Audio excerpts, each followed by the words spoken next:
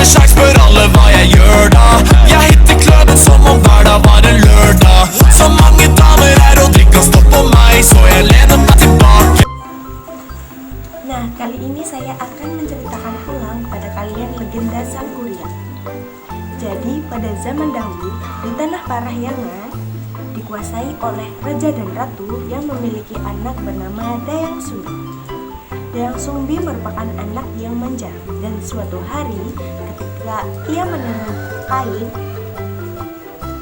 dan sedang memintal benang tersebut, pintalannya jatuh ke bawah.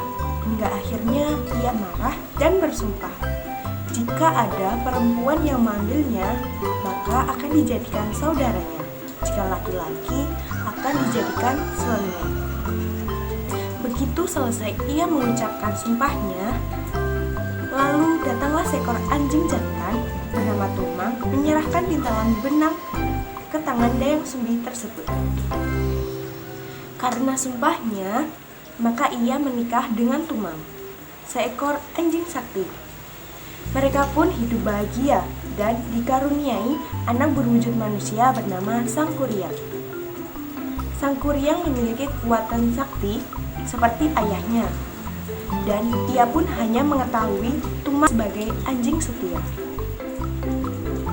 Suatu hari, Sangkuriang dan Tumang berburu ke hutan.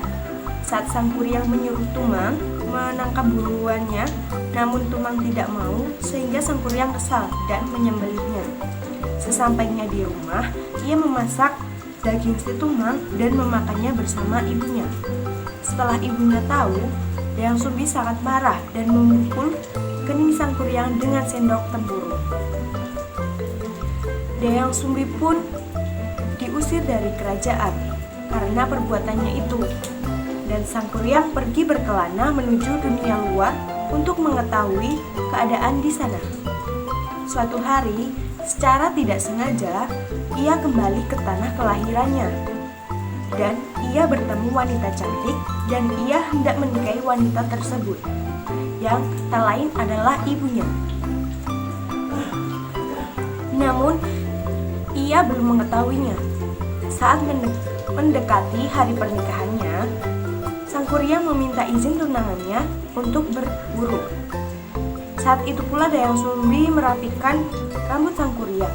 Ia melihat bekas luka di keningnya, dan seketika itu ia juga menyadari bahwa ia hampir menikahi anaknya sendiri.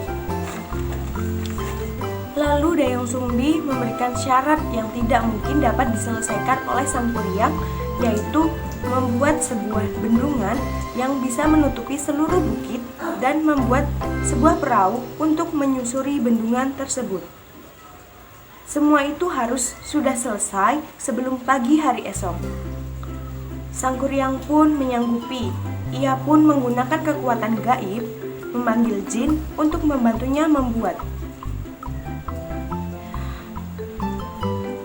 Khawatir kalau Sangkuriang mampu,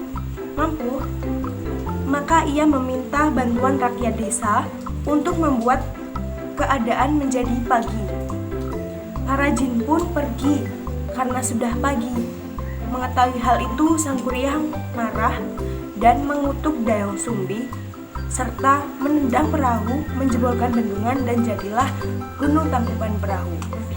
Nah, itu tadi adalah cerita dari legenda Sangkuriang. Dari sini komentar saya adalah cerita ini sangat bagus untuk diperkenalkan kepada anak-anak karena cerita ini mengandung makna-makna nilai moral seperti kita harus menghormati orang tua, tidak boleh berbohong kepada orang tua, tidak boleh mencintai secara berlebihan karena yang berlebihan itu belum tentu baik.